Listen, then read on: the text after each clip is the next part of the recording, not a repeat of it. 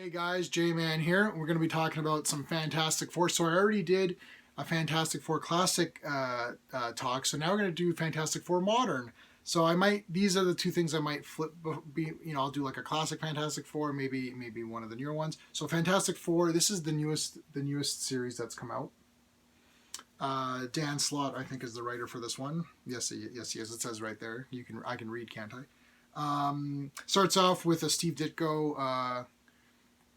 Just like a thank you to Steve. Of course, he's super important for Spider-Man, who is one of the main, well, pretty much is the main character of all Marvel. So now, for this, I haven't read Fantastic Four. I've read I've been reading the original Kirby and Stan Lee stuff. I read a little bit of Heroes Return or Heroes Reborn. I don't know which one came first, but I did read both of those. And then there was a Fantastic Four series. I think they went back to legacy numbering and it ended at like 600 or something like that. I read a few of those. Then I don't know what's happened in between there. So now I'm starting with this one. So I'm just right now starting with this. I got as many as I could. I'm going to go through all these, and this will probably be added to my weekly talks. So I'm going to add a Fantastic Four weekly talk for modern stuff. So this right now, I'm going to talk about issues 1, 2, and 3. They seem to kind of go together-ish, so I'm going to just try to cover as many of these as I can so I can catch up to the most current issue. This was a bloody great story, man. Really good. So the Fantastic Four, or like Sue, Reed, Val, and Franklin have been gone.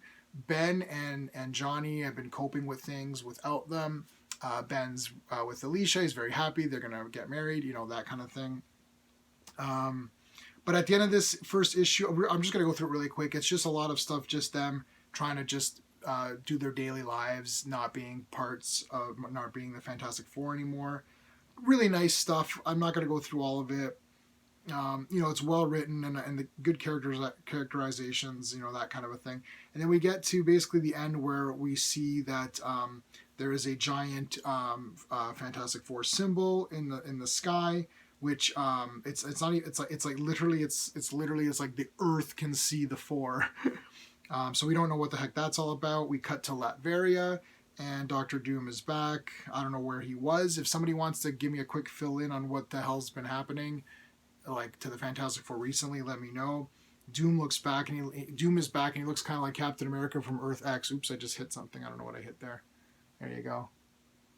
Looks kind of like an Earth X Captain America. So he's back, and that was issue 1. Then we get right into issue 2, which I'm trying to get on my iPad here so I can get to this. And, okay. So then issue 2 now, we get to see what Reed and Val and Sue and Franklin have been up to, and what they've been up to is some really wicked stuff. So Franklin's been creating these universes. I guess like there was like a crash. A lot of universes were destroyed. Franklin is creating new universes. He just literally creates them. The Future Foundation is with them. I don't know all the Future Foundation members. Like I know Dragon Man, and like that's it. Like literally, I think that's it. So they work together to create these universes. Problems arise when there's someone called the Griever, and what is her actual full name? It's like the best name ever. Oh, I think I wrote it down somewhere. Griever. Yes, I did. Griever at the end of all things or something.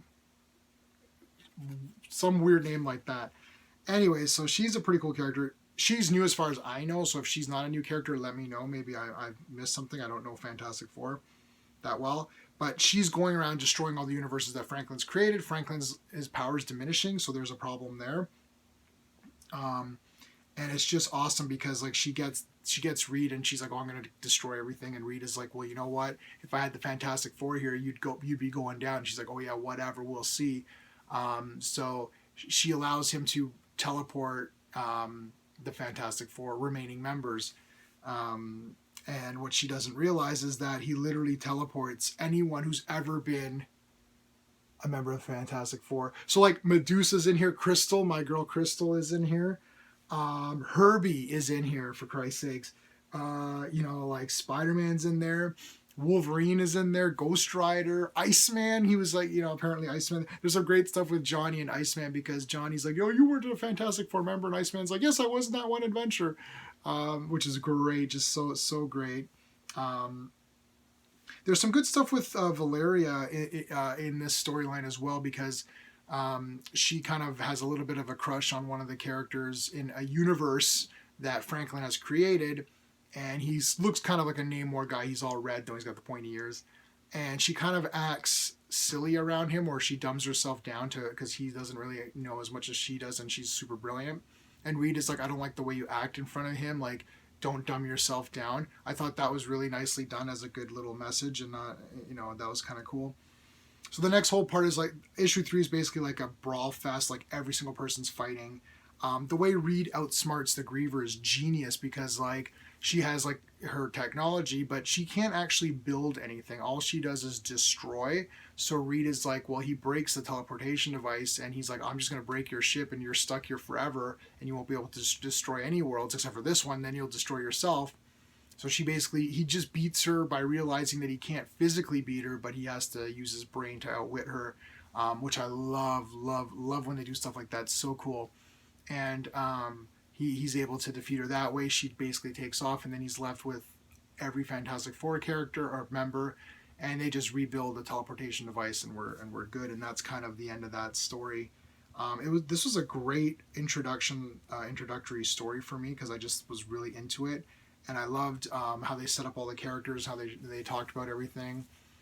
And it really was a great jumping off point. If you just know who the Fantastic Four are, which obviously you should know, just jump off from that, and you can really start reading these right away. They're not too many in. I don't know how many issues are in, but I'm gonna plow through them real quick and try to get my thoughts on camera.